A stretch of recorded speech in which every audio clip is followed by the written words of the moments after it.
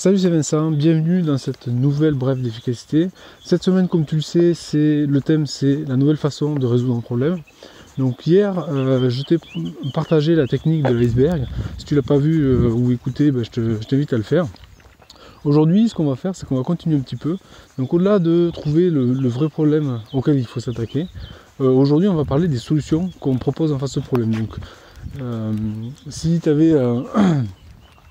il faut déjà trouver le bon problème et après trouver la solution qui te paraît la plus agile finalement à ce problème-là. Parce que pour un même problème, il n'y a pas forcément qu'une seule solution. Déjà ça, il faut l'avoir en tête. Et donc souvent, pour évaluer si une solution est pertinente, on peut faire plusieurs choses différentes.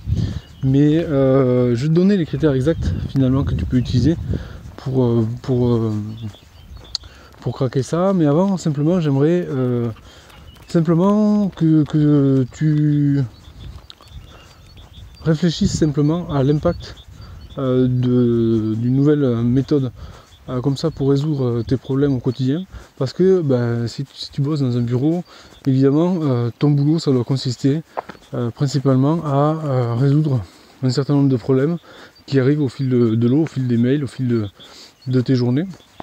Et si tu les résous de manière définitive, parfait. Et si tu les résous de manière partielle, généralement ils reviennent incessamment et de manière chronique. Donc l'idée, c'est à chaque fois que tu résous un problème, d'essayer de voir si tu peux trouver une solution qui soit plus pérenne, plus facile à mettre en œuvre et surtout plus durable. Et à partir de là, finalement, ce que tu peux imaginer, c'est de se dire, ok, finalement, si c'est un peu comme les intérêts composés, mais à l'envers. C'est-à-dire que les intérêts composés, si tu mets 100 € et que tu es à 10% tous les ans, ça fait 110 €. Puis l'année d'après, ça te fera 10% de 110 €, donc 11 €, donc ça fera 121 €, etc. Et donc ça crée un effet exponentiel comme ça. Si tu inverses cet effet-là, tu vas avoir une diminution du nombre de problèmes que tu as à traiter et du coup beaucoup plus de temps libre et donc tu vas gagner du temps au quotidien. Donc soit tu pourras consacrer ce temps-là sur des projets qui t'intéressent le plus ou à ta vie perso, etc. Et donc le but ultime de ces méthodes, c'est ça en fait. Donc je te parlais de critères pour savoir quelles étaient les solutions plus agiles. Finalement, avant de parler de critères, il faut challenger la première solution que tu as trouvée jusqu'à ce qu'on en trouve une qui soit beaucoup plus pérenne.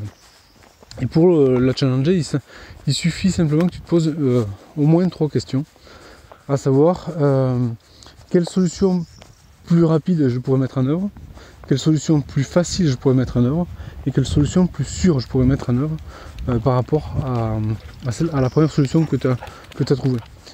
Et à partir de là, évidemment, si tu fais ça, tu vas trouver de nouvelles solutions, et puis ces solutions-là, tu vas pouvoir de nouveau les challenger, jusqu'à ce que tu te dises, non, celle-là, c'est vraiment intéressant, et ça va créer, en fait, finalement, générer un certain mécanisme de créativité. Donc on en reparlera dans la suite des épisodes de la semaine, puisque cette semaine, la thématique, c'est ça, c'est la nouvelle façon de résoudre les problèmes.